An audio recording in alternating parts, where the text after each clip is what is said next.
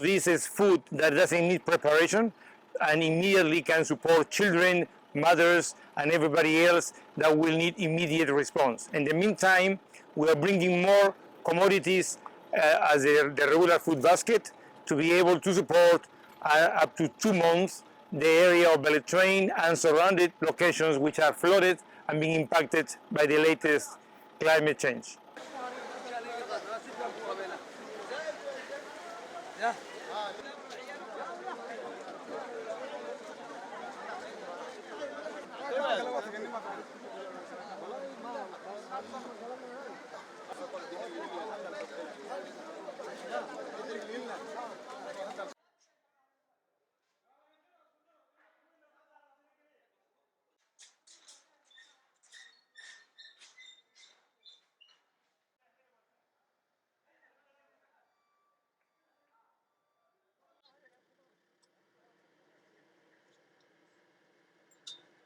waa talaabo aad u wanaagsan waaye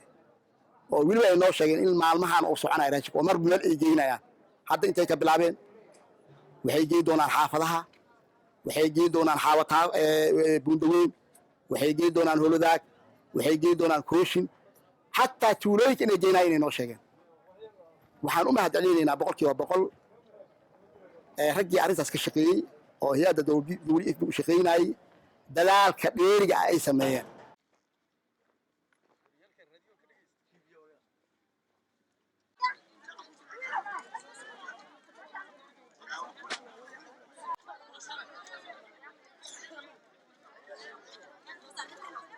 waxaan ka soo barakacay kooshin alxamdulilah biyo ay soo barakiciyey waxaan maxaa imid ceel jaalle alxamdulilah bur iyo bariid wax alle wixii oo gargaar hay'adeed waa laysiiyey alxamdulilah waa dhaqanahay raashin aan ku kor fadhiyaa ilaah ii gargaaray alxamdulilah ilaah ma hadda leh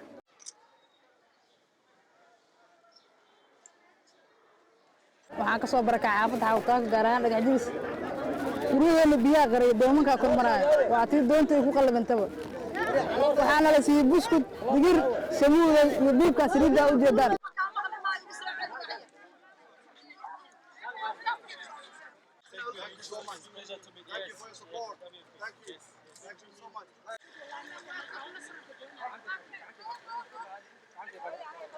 waxaan u nimid inaan idinla qaybsanno xanuunka iyo dhibka aan ka aragnay fatahaaddan iyo waxay keeneen oo weliba soo noqnoqonaya waxaan ognahay sanadkii lasoo dhaafay inaan lahayn wuxuu ahaa sanadkii ugu dhibka badnaa laakiin inuu kan ka dhib badan yahay waxaan ilaahay aan uga baryeennaa naxariistiisii jannadiisii intii dhimatay inta soo barakacdayna